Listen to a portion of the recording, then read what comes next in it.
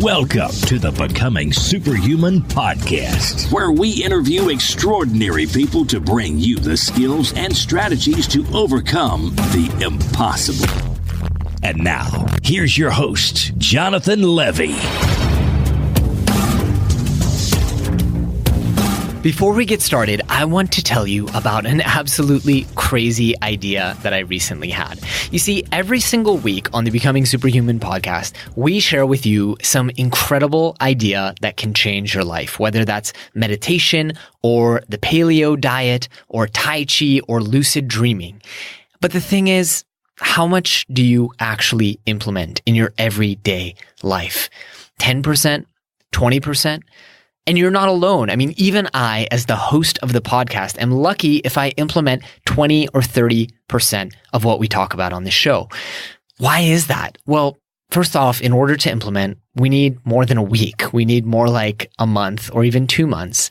We need community of people supporting us, cheering us on, and we need actual guidance from the experts beyond just a 1-hour podcast. So I had a crazy idea. What if we got everybody together in a members only group and then we committed to one another that we were going to take on a new challenge every month? 1 month, we would all commit to lucid dreaming. Another month, we would all commit to improving our willpower. Another month, we might all try to wake up at 5:30 in the morning. So I put this idea out there and we got over 100 people committed and involved. And here's what it looks like. In addition to a regular monthly challenge, we also send out all the gear, all the books, all the whatever that you need to complete that monthly challenge in the mail and in your email. We then have an expert, one of the 200 world-renowned experts that we've had on the show, come into the private group and teach a lesson every single week for a month so that we can actually implement what we're learning. We already have started developing the first challenges. We're working on a lucid dreaming challenge. We're working on a willpower challenge and many, many more. So I want to invite you to come try this out. Join us. There are over 100 of us doing these challenges and we would love to have you participate with us. So to join this new crazy experiment that we're calling the Becoming Superhuman Mastermind, please visit jle.vi/mastermind. We can't wait to see what you achieve. Greetings, super friends, and welcome to this week's episode of the Becoming Superhuman podcast. Before we get started, let me give a shout out to Big Fan from Norway, who wrote an amazing 5-star review appropriately titled, Amazing. Your podcast is, you guessed it, simply amazing, Jonathan. You have expanded my awareness to areas that have made me both a better person and a happier human being. You are really a great role model. Thank you, man. Well, thank you, Big Fan, because, well, we really love that review. We shared it around in the company Slack channel and it uplifted everyone's spirits. So if you haven't left a review, please do. On to today's episode. You guys, today we are joined by Steve Glaveski. He is an entrepreneur, an author, a podcaster, and he is on a mission to unlock the latent potential of organizations and their people so that they can create more impact for humanity and ultimately lead more fulfilling lives. As you can tell, we got along famously. He's also the co-founder and CEO of Collective Campus, an innovative accelerator based in Melbourne and Singapore. He's worked with the likes of Telstra, National Australia Bank, Clifford Chance, King & Woods, Microsoft, BNP Paribas, and so on. On top of all of that, he's the founder of Lemonade Stand, a children's entrepreneurship program that helps kids understand the fundamentals of design thinking and startup philosophy. And more recently, Steve has authored the forthcoming book, Employee to Entrepreneur, How to Earn Your Freedom and Do Work That Matters, which is why we wanted to have him on the show. Steve has a show of his own, Future It's Squared, which I will be appearing on very shortly. But I wanted to meet with Steve and ask him a question that I know a lot of you have asked me, which is how do we make the transition to becoming an entrepreneur? And should we? And what are the skills that we need to survive the cutthroat world of entrepreneurship? It's an incredible episode, especially for anyone who's ever thought, maybe I'll just do my own thing. I know you guys are going to enjoy this episode, so without any further ado, let me introduce you to my latest super friend, Mr. Steve Glaveski.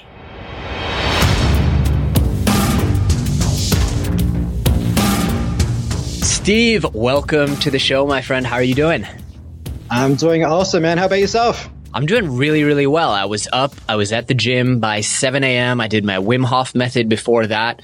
So I'm pretty much ready for my afternoon nap, and it's only 9 a.m. here. So, productive day so far. Totally. You're a completely optimized human being right now. Well, we just launched a mastermind. So I wasn't as good about it, but we just launched a mastermind. And now I have 150 of our mastermind participants keeping me accountable. So you better bet I've only missed like 3 workouts this month. You don't strike me as someone that needs that external accountability, though. You'd be surprised. Yeah, it depends. Yeah? I'm really good at making excuses. Yeah, I think that's just human nature. Totally. So, Steve, I tried in the intro to summarize, but you, like many entrepreneurs, have your hands in a lot of fires. And so when I meet someone like myself who's like, oh, well, I do this, but I also do this, and I also run this little thing on the side, I always love to hear how they describe and answer the question that we all hate answering. So I apologize in advance. I'm going to ask you to describe what you do and how you got there. Sure. So you're absolutely right. I do a lot of things, but at its core, everything is all about unlocking people's latent potential to create impact and lead a more fulfilling life. Yes. So whether that's the work we do with large corporations on their innovation programs, whether that's the work we do with startups as part of our accelerator programs, or whether that's the work that we do with kids as part of our Lemonade Stand Children's Entrepreneurship Program, it all comes back to that core mission. And then coming off that, we've got my podcast, we've got the books and the ebooks that we publish, but at its core, it's all serving the same purpose. Wow. How do you do it all? Because as my company has grown, I'm just like, oh my God, I have so much more to do. And I teach a course on productivity. And yet as we've grown from 3 people to almost 14 people, I'm like, oh, wow. Like it is not as easy to do as many things when 1 or 2 of those things get big. How do you manage your time and how do you do all this stuff? It's a great question. And I actually had a conversation on a podcast the other day where I was told that the way I approach my work, it's diametrically opposed to what everybody says about being focused. And I said, look, focus isn't necessarily working on just one thing. It's working on the one right thing at a time. So if I'm going to be working on books and podcasts and running corporate consulting gigs and all this different stuff, I need to identify where can I add the most value? What's that 80-20 equation look like for me? And everything else, I either need to drop it, delegate it, automate it, whatever the case may be, so that I can just focus on the key activities. And if I am really diligent about that, if I take the time up front to determine what that is, I can get so much done. But you contrast that with someone who perhaps is working on just one thing, but they spend their whole day in maybe 4 or 5 unqualified meetings with prospects who just want to waste their time because they've got nothing better to do, then you're not going to get much done, even though you're just focusing on the one thing. I love that. And I love this, Dan Sullivan, I just recently joined Strategic Coach, and Dan Sullivan talks about this unique ability. What is your unique ability? And everything else, just don't do it. I wanted to ask you, do you use any specific, I know there's a lot of frameworks and tools, and do you use any tools or worksheets or kind of philosophical frameworks to figure out what those few things are that you should be doing versus the stuff that you should delegate, outsource, automate? Sure. So ultimately, I bring it back to the Pareto principle, 80-20, but I actually developed a framework recently, and this was more so because I was having a lot of conversations on podcasts where people started asking me questions about productivity, and I thought, I just need to find a really quick, easy way to remember this so I could recall it when the question comes up. And I basically came up with this framework. I call it P codes, named after the jacket, and it basically stands for prioritize, cut, outsource, automate, test, and start. And start was for start your engine.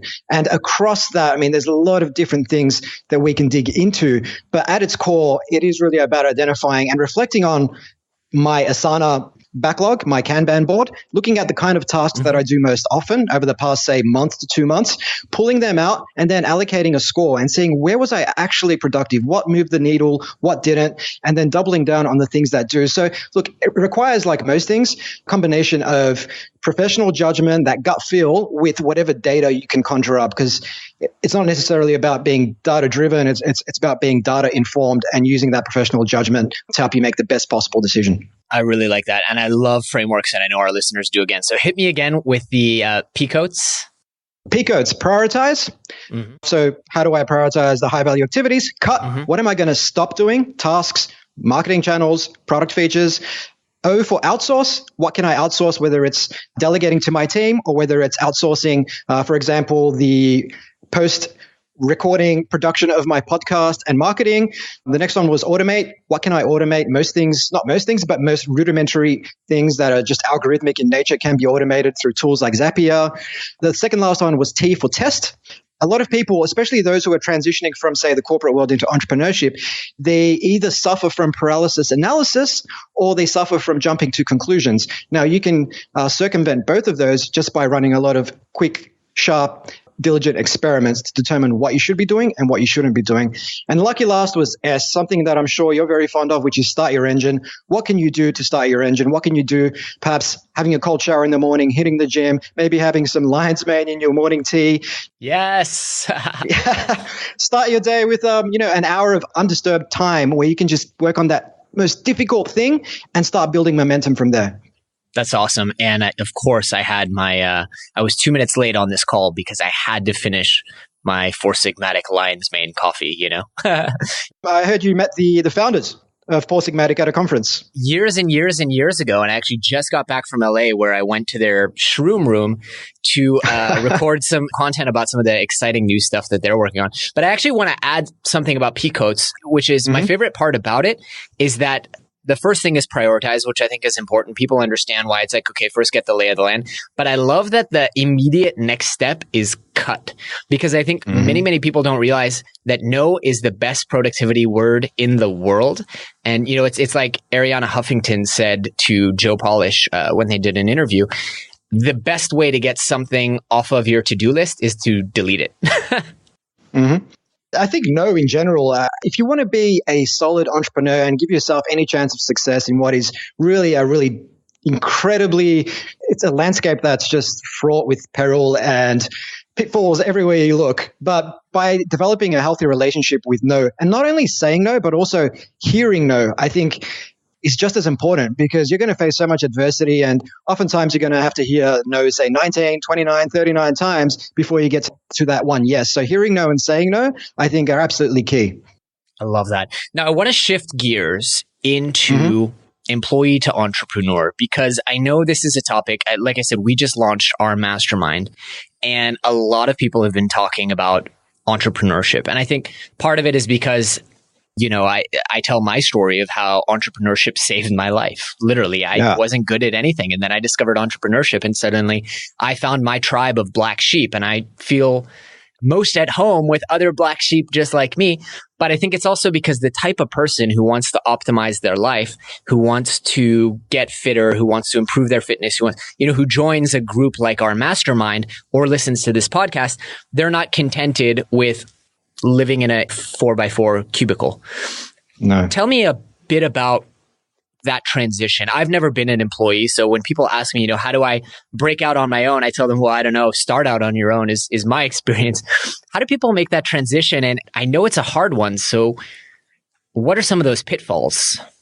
Yeah, that's a great question. And a lot of people I speak to, particularly in my work with large organizations, will ask me the question, how did you go about it? Because I spent about 8 years in firms like KPMG, Ernst & Young, Macquarie Bank, which is one of Australia's largest investment banks. And, you become institutionalized in a way to particular mental models, particular methodologies and ways of work, really.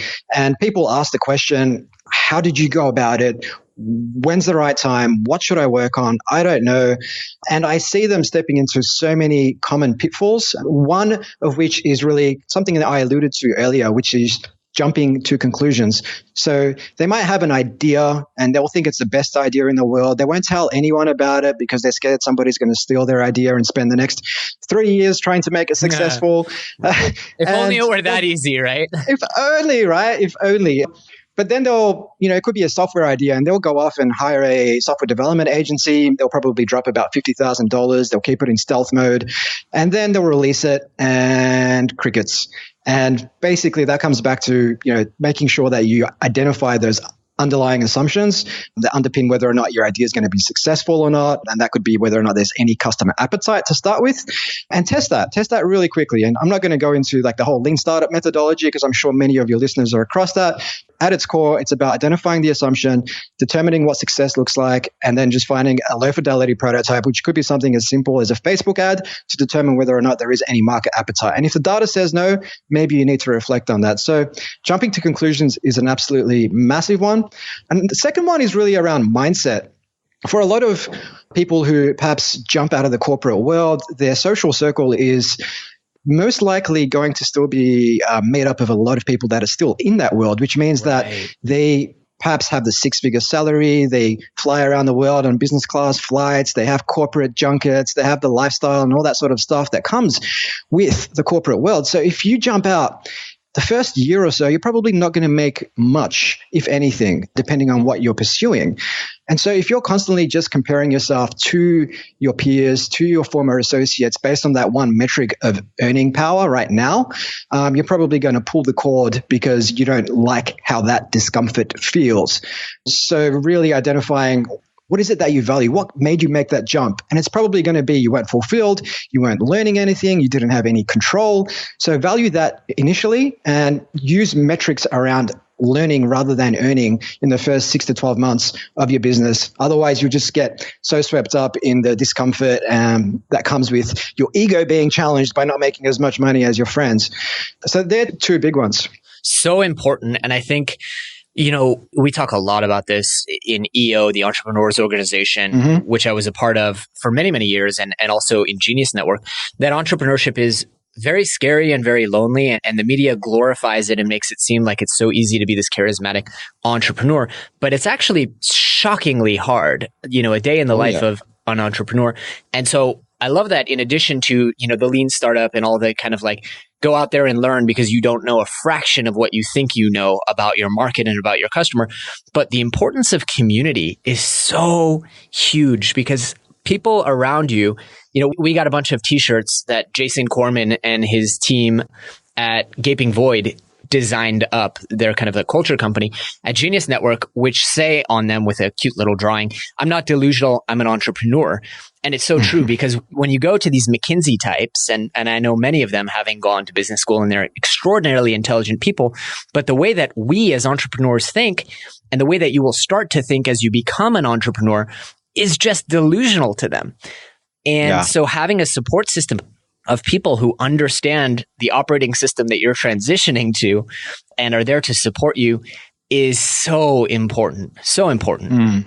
And being part of a community, whether it's EO or another community in your local area, really then puts you in that sort of network of like-minded people who are measuring success based on similar metrics and also going through similar challenges. And my first foray into entrepreneurship was with like every man, woman, and their dog, an Airbnb for X, and it was an Airbnb for office space. And the first year or so, I worked on my own, and it was incredibly lonely. And so just by whether it's bringing on a co-founder, having a team, whether it's being a part of a community like EO, you'll be able to share some of that, well, in a good way, some of the emotional baggage that comes with trying to build something from nothing.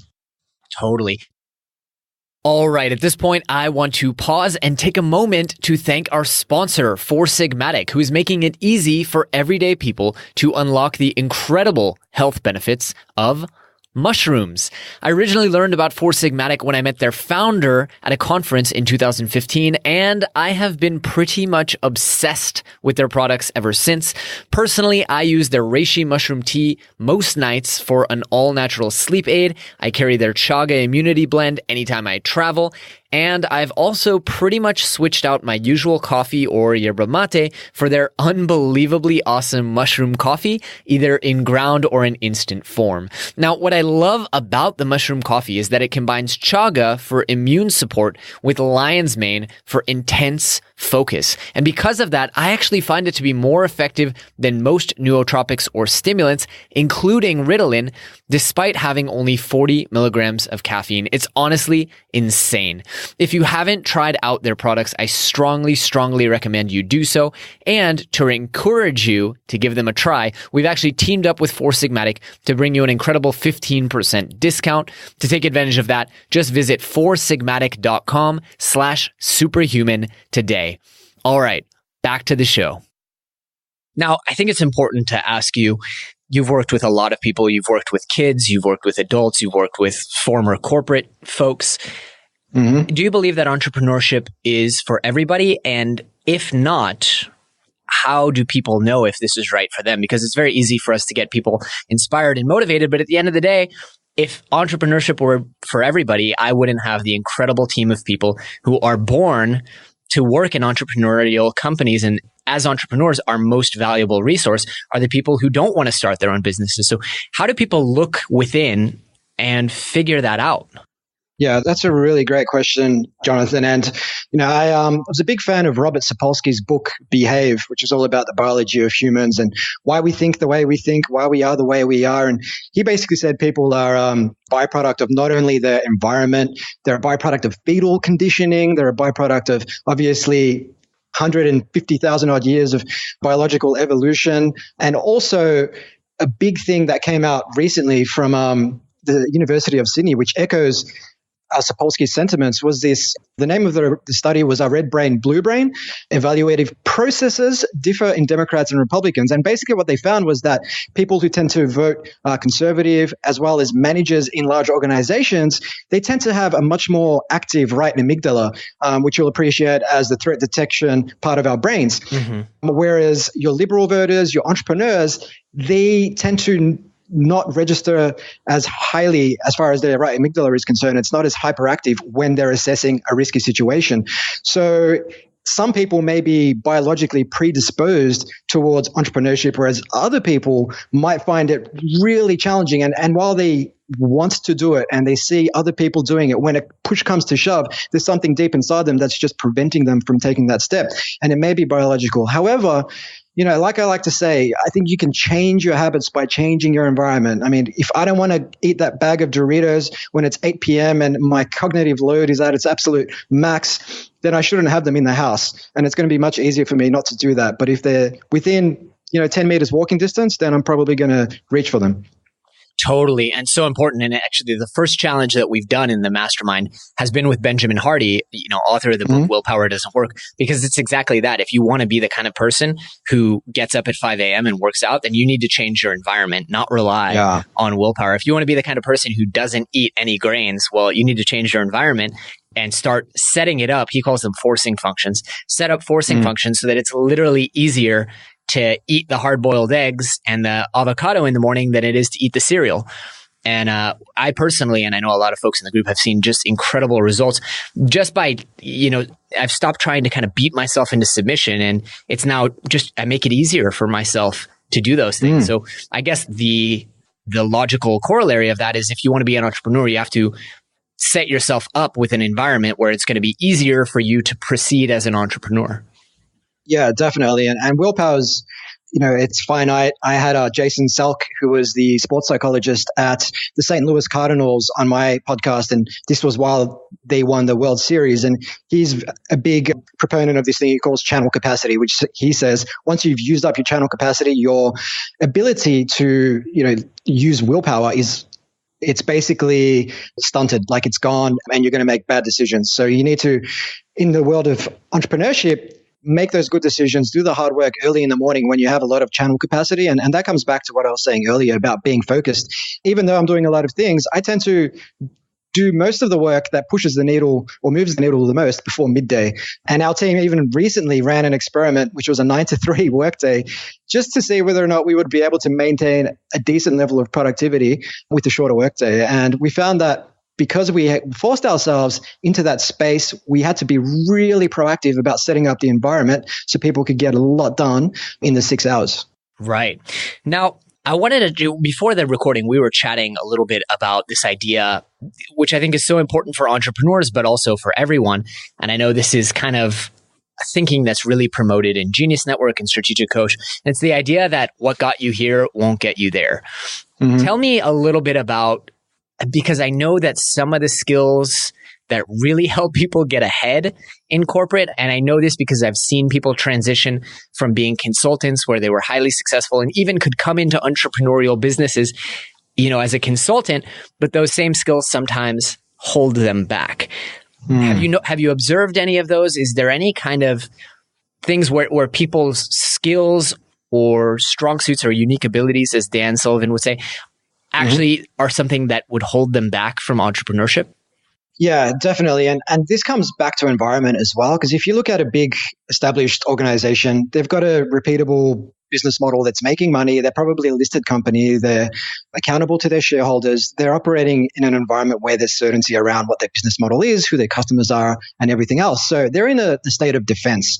Whereas in entrepreneurship, you don't know what your business model is yet if you're just starting out. There's a lot of uncertainty and you probably have nothing to lose. So you're in a state of offense. And so those two worlds require fundamentally different mindsets, methodologies, tools, techniques. So in the corporate world, and in my time in the corporate world, I developed a lot of skills around communication, research, analysis, planning, efficiency, project management, things to that effect. And those things, like anything done to extreme, can be detrimental. So they serve a purpose up to a point. But if you take, for example, planning and take that into the world of entrepreneurship and say, well, I'm going to plan out my leap into entrepreneurship, or we're going to spend the next 6 months working on what version 1 of our product's going to look like. We're not going to get out of the building. We're going to stay in stealth mode. Let's read all the IBIS World reports we can read. Let's read all the Gartner, Forrester research reports we can read. That's going to kill you, because in the entrepreneurial world, speed is fundamental to success. And another big one I see all the time in the corporate world, and this may have to do something with that red brain, blue brain thing that I mentioned a few moments ago, is this tendency to always look for consensus and to always ensure that everybody agrees with the decision being made, no matter how big or inconsequential the decision may be. And so you have these things called steering committees where you might have 5, 10, 15 people around the table, and they won't move forward with anything until everybody agrees. And for me, it's a form of outsourcing blame, outsourcing accountability, right, versus taking action and being okay with a bad result and just picking yourself up and moving forward. And Jason Fried, the founder of Basecamp, was on my podcast last week, and he put it really well, where he basically said, you've got to, in the corporate world, it's about consensus, whereas in the startup world or in any progressive organization, it's about commitment. And you look at Amazon, Jeff Bezos is a big proponent of that with your type 1 and type 2 decisions. If it's a reversible decision, just do it. If it's not, then perhaps you need to have a conversation with the powers that be. I love that. I really, really love that. So I want to transition back and talk to you about kids and entrepreneurship. I'm really curious about Lemonade Stand and the work you're doing there and how we can get involved. I really think, I obviously have very strong opinions of entrepreneurship. I believe that entrepreneurs are the driving force of economic growth and social progress. How can we promote and foster entrepreneurship among children in our communities? Yeah, that's a great question. And the Lemonade Stand program is basically, it started out as a 2-day program about 3 years ago, where we teach kids the underlying sort of characteristics of entrepreneurs, challenging the status quo, experimentation, building, coming up with your ideas, building prototypes, all that sort of stuff, pitching your ideas, communicating them. But the purpose of that isn't really just to build entrepreneurs. It's to build those underlying behaviors that entrepreneurs have, particularly around critical thinking, problem solving, adaptability, because as the world changes so much outside the 4 walls of a school, kids are going to need to adapt. And those who are comfortable with those attributes, or those who have developed such attributes, will be in a position to succeed in the 21st century. Whereas, the start of the 20th century was all about algorithmic tasks, working on an assembly line. That didn't require much thinking. It just required us to follow a set procedure. But in 20 years' time, there may be no set procedure, particularly if you look at a lot of the statistics around, say, the accounting industry, the legal industry. A lot of that work is subject to automation. In fact, I think NPR published a report which found that accounting and audit work has a 95% chance of being completely automated. So in terms of promoting it within schools, or how do we get schools interested? I think schools are interested because we've just seen a massive amount of interest in our program from schools, from corporates who've been wanting to run holiday programs for their employees' kids and things of that sort. It's just about providing them with a simple solution, something that fits into, their criteria, their procurement processes, all that sort of stuff to get that over the line. And once you have kids in the classroom, the biggest aha moment for them, particularly the kids that we work with, can be as young as 8 years old. And we help them. Firstly, we'll ask them the question. We don't ask them, what do you want to be when you grow up? Which supposes that they can only be one thing. And we know that's not true. We ask them, what problem do you want to solve in the world? And then we work with them to come up with a solution and build some kind of prototype, put that online. And then when they see a day later that, hey, we've had people from India, from Canada, from the US, from Israel visit our website, it just puts this light off in their minds where they just realize what's possible and how much power they have at their fingertips. And that's when we start to transition these kids from just being consumers to actually being producers. And we've had quite a few graduates come through the program that are now making upwards of $1,000 a month. And we're talking about 10-year-olds here who are doing this. So I remember when I was 10, I was just riding my bike around town. I wasn't putting businesses to the world and making money online. So I think if you can get them young, who knows what these kids will be capable of in the future. That's absolutely incredible. Talk to me, Steve, about practical steps. If someone out there is listening, and I hope that they are inspired as I am by everything that you're saying, what's the first step? I mean, do they go talk to their employer first? Do they start moonlighting and thinking about an idea? How can people actually take what we've been talking about today and dip their toe into the water, so to speak? So if I'm a corporate employee and I'm looking to make the jump, at its core, firstly, you need to determine why you're doing it. So don't just make the jump because you think, you hate your job, you hate your boss. I mean, you can do many other things because as you were saying earlier, Jonathan, entrepreneurship is really, really hard, really, really challenging. A lot of people are enamored by the bright lights of movies like The Social Network, but the reality is far from that. So before you even make that jump, determine what your alternatives are and whether or not you're going to do this for the right reasons. So it might be as simple as finding a job somewhere else, or maybe just taking up a hobby so you have some sort of creative pursuit on the side. But then if you are still convinced that you want to try this, you want to give this a shot, firstly identify something that really aligns with you. Because if you're going to play the long game, if you're going to give it all it takes, and entrepreneurship requires that you give it all it takes, you need to do something you truly believe in, something that gets you out of bed in the morning. And then once you've done that, determine what the idea is at a high level. And it could be something as simple as just mapping out a value proposition or a lean canvas. So there are a couple of tools like the value proposition canvas or the lean canvas that people can Google just to map out what's that business model, what are the problems I'm solving, what's the solution, and who are the customer segments. Get out there, talk to people, ask open-ended questions, learn about the problem, learn about the solution, and then perhaps on the back of those initial learnings, just build some simple low-fidelity prototypes. And we're talking, landing pages you can get up for free, ads that may cost you no more than $50 to run. Speaking of which, the Lemonade Stand program was an experiment initially. We basically spent $100 on Facebook ads. We got about 200 clicks on the back of that and 20 sign-ups. And those 20 have since turned into over 1,000 kids across Australia and Singapore. And now we're taking an online version to the world in 2019. So don't underestimate what you can do with literally $100. And again, don't overthink it and fall into the trap of jumping to conclusions like so many do. Incredible. Incredible. So Steve, I want to transition, just because you are a superhuman performer, I want to transition us a little bit to just the superhuman hacks and kind of rapid fire questions that you use to perform at your highest. What are some of the things that you do to maintain high performance throughout all the various projects and opportunities and initiatives that you're involved in? Yeah, well, there's a number of things. Like yourself, I'm up early. I used to get up at 5 a.m. every day.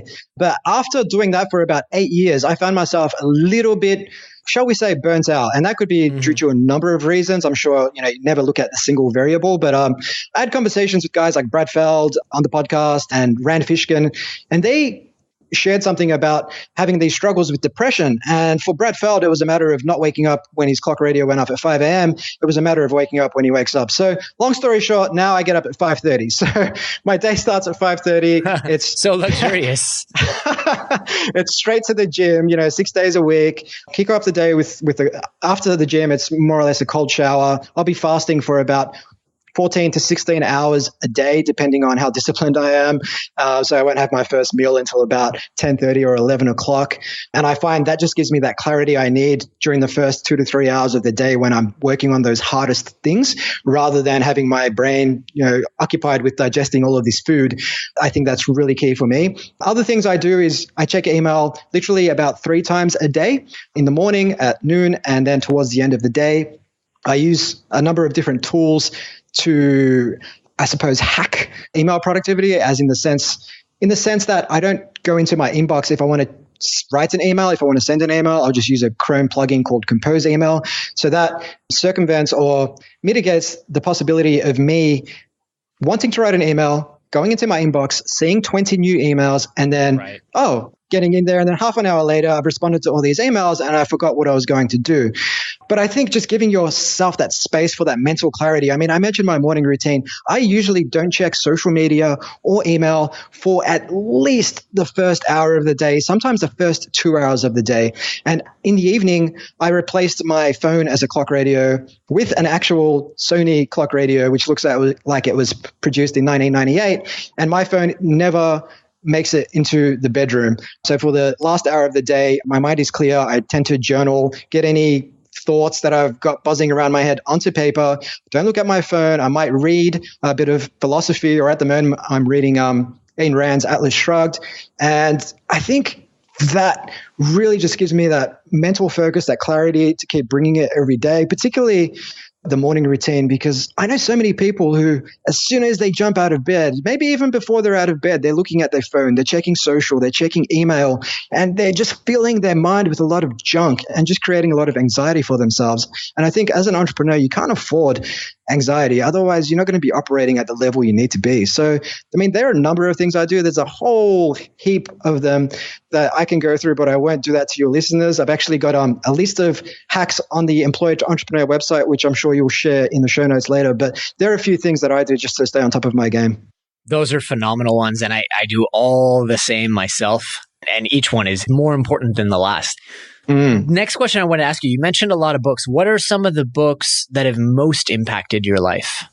Yeah, some of the books, I know you're a big fan of Tim Ferriss, Jonathan, and the 4-Hour Workweek for me was one of the big ones that inspired me to explore entrepreneurship in the first place, amongst other books.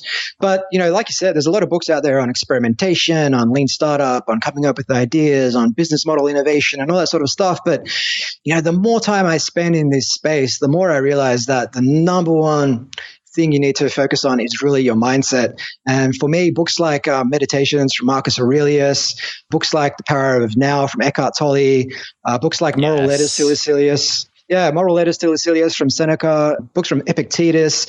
Like these, I suppose, philosophical texts that have just stood the test of time for 2 millennia, they're the kinds of things that really keep me grounded. For example, Marcus Aurelius talks about you can control what goes into your mind, not external events, right? So realize this and you can find strength. So Marcus Aurelius talks about your judgments as well. So what are these circumstances that are bothering me right now? And usually it's just my judgments. And if I change my judgments about things, then I'm actually in a much better place. And oftentimes we're running around judging everything. And we have this preconceived notion that people are judging us as well. And then we're all in our heads. So I think books like Meditations, philosophical books just keep me grounded. And that's one of the biggest things that I would suggest for people to read. Like you can read your methodologies. And as Ben Horowitz says, the number one skill that a CEO needs to develop is mastering their psychology. So important, and maintaining confidence as well, because the world is going to beat you down when you first start out as an entrepreneur. Oh, yeah. Steve, I know we're running up on time here, but I want to ask you one follow-on question, which is products or services that you absolutely couldn't live without. I was waiting for this question, and I like to think that I'm pretty self-sufficient, Jonathan, but I'm sure if somebody took my MacBook from me, that would be really challenging. And I know that's a pretty boring answer, but it is a new MacBook, and it has one of those USB-C ports, which means my desktop is absolutely awash with all sorts of dongles. So I don't absolutely love it, but if I didn't have it, I wouldn't have the possibility to speak with awesome people like yourself and do the kind of work I'm doing. So it is really my tool belt, and without that, I would not have the ability to do anywhere near the kind of stuff I'm doing today. Oh, I've got a really good hack for you, though. This is probably a product or service that I couldn't live without for the MacBook. It's the Minix Neo. I think it's called the Minix Neo X. We'll put it in the show notes for people. Awesome. You take one plug, and right now I have plugged in my secondary monitor, my power cable, an Ethernet cable, the microphone, a high quality USB camera, and a SD card. One plug. So I sit down, whether it's at WeWork or I sit down at my desk, I take one plug it in, just like you would plug in the power to your computer, and everything fires up and it all just works. And it's 1,000 up, 1,000 down upload. So it's pretty sweet. And it kind of turns the this computer needs a dongle for everything from a disadvantage to an advantage, because now it's like, I only have to plug in one thing and all my stuff just works. That's awesome. I got to get me one of those, definitely. Yeah, Minix CX, it's called. Awesome. Really, really cool. I'm writing that down. Cool. Yes, awesome. So, Steve, I want to thank you so much for spending your time with us. I do want to ask you, though, the question we ask every guest before we let them go, which is, if people remember just one thing from this episode and they take it with them for the rest of their lives, what would you hope for that to be? I would just encourage people not to compare themselves, whether that's with their former colleagues in the corporate world or whether that is once they've made the jump, comparing themselves to other entrepreneurs. And it doesn't need to be when it comes to entrepreneurship. It could just be when comparing themselves to other human beings, because you may compare yourself to someone online who's putting their best foot forward. Nobody puts their worst foot forward online. And just because somebody excels at one thing doesn't mean that they're a complete human being. And just by not comparing yourself, you'll be a little bit kinder to yourself and you'll be able to focus on delivering on whatever mission you're trying to deliver on. I love that. Steve, let us know where people can reach out, learn more about your various projects and how they can get in touch. Sure. So they can find out more about the book over at employee2entrepreneur.io. We've got a free bonus bundle there with all sorts of hints, tips, tricks, tools, techniques on growth hacking, sales, marketing, you name it, especially productivity, which we've discussed on this show. And they can find out more about me over at steveglaveski.com, and they'll find links there to Lemonade Stand, to Collective Campus, and to my podcast, Future Squared. I love it. Steve, thank you so much. It's been an absolute pleasure chatting with a like-minded individual. And I know our audience has learned quite a bit as well. Thank you so much, Jonathan. It's been a blast. Take care, my friend. Cheers. All right, super friends, that is all we have for you today. But I hope you guys really enjoyed the show, and I hope you learned a ton of actionable information, tips, advice that will help you go out there and overcome the impossible. If you've enjoyed the show, please take a moment to leave us a review on iTunes or Stitcher, or drop us a quick little note on the Twitter machine at GoSuperhuman. Also, if you have any ideas for anyone out there who you would love to see on the show, we always love to hear your recommendations. You can submit on our website, or you can just drop us an email and let us know. That's all for today, guys. Thanks for tuning in. Thanks for tuning in to the Becoming Superhuman podcast. For more great skills and strategies, or for links to any of the resources mentioned in this episode, visit www.becomingasuperhuman.com/podcast. We'll see you next time.